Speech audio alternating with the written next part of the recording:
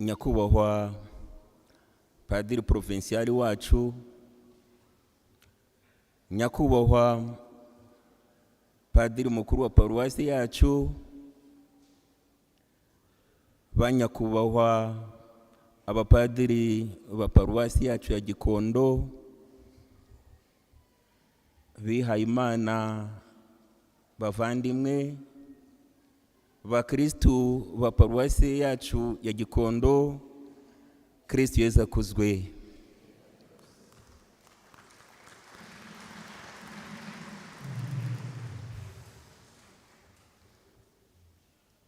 Ijambo nari kuvuga mwabyumvise ryavuzwe mu buryo bunyuranye, mu byiciro binyuranye, ahubwo mu butumwa bugufi gusa nagira ngo njyewe mbashimire nk'uhagarariye itsinda ry'abatangaza ijambo ry'Imana muri paruwasi yacu ya Gikondo, ko mwadufashije, ko mwafatanije natwe guhimbaza uyu munsi mpuzamahanga wahariwe gutangaza ijambo ry'Imana.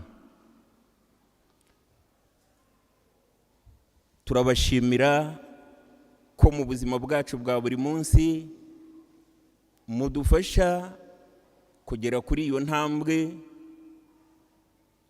umunsi ku munsi tugafatanya namwe, ijambo ry'Imana rigatangazwa kandi neza.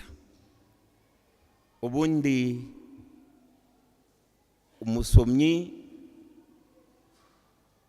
ni umurayiki, ni umukristo gatolika wahawe amasakaramentu yose ya ngombwa, kandi akaba ntayo yifungiye, akaba ari mu rugendo afatanya n'abandi muri rwa rugendo rwa buri munsi turimo rwo guharanira ubutagatifu.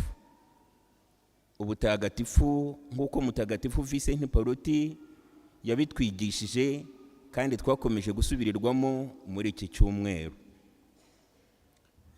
Uyu munsi rero ndabashimira ko mukomeje kudushyigikira, ariko kandi ndabasaba gukomeza kutuba hafi. Ndashaka gusa kuvuga utuntu duke, sindi budusobanure. Nk'uko mwabyumvise muri no minsi, Yesu yatoye intumwa ze kugira ngo zibe hamwe nawe kandi azitume. Mu ivanjiri y'uyu munsi yatangiye neza ivuga ngo nyuma y'ibyo atora n'abandi 72. Hanyuma akandi nagira ngo mvuge, twitwa abakristo, ariko se ko twitwa abakristo koko turibo? Mu Kinyarwanda baravuga ngo utumikira uwo badaherukanye aramubeshyera. None ko turi abakristo, ko tugerageza kugenda muri urwo rugendo, koko nk'uko babitwigishije tururimo? Ndibutsa akantu gato gusa. Mwabonye ko cyangwa se mu matangazo yatanzwe kuva ku cyumweru gishize, bari batubwiye ngo abakristo batunze Bibiliya muzazizane kugira ngo zihabwe umugisha. Niba rero hano duteranye turi imiryango irenga 200, umubare w'ababashije kuzizana mwawubonye, ubwo umukoro sinirwa nk'ubabwira, namwe mwawubonye kuko mwese muri bakuru. Icyo gusa ubu nagira ngo mbabwire nuko batangaza ijambo ry'Imana ni bake. Turi hano twagiriwe ubuntu, turi mu mujyi wa Kigali, amashuri arahari, twarize, bamwe muri mwe barangije na za kaminuza, ariko abatangaza ijambo ry'Imana ni bake. Abatangaza ijambo ry'Imana ni bake. Abasaserdoti bacu batugiriye neza muri paruwaci yacu ya Gikondo, baduha misa zifite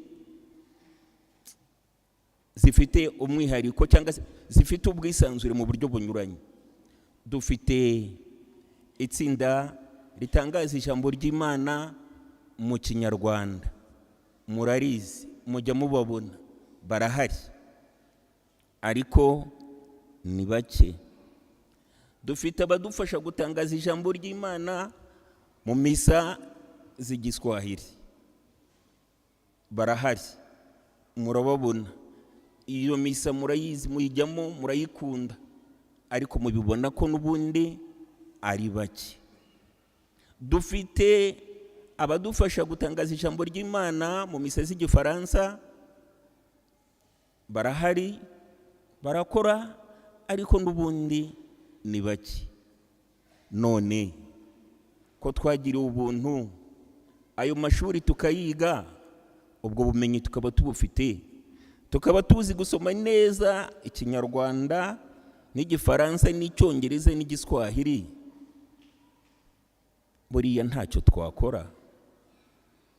Koko ntabwo mubona ko abantu ari bakeya? Isengesho ryacu ry'uyu munsi, mureke dusebe nyiri imyaka yohereze abasaruzi mu murima we, kuko abakozi ni bakeya.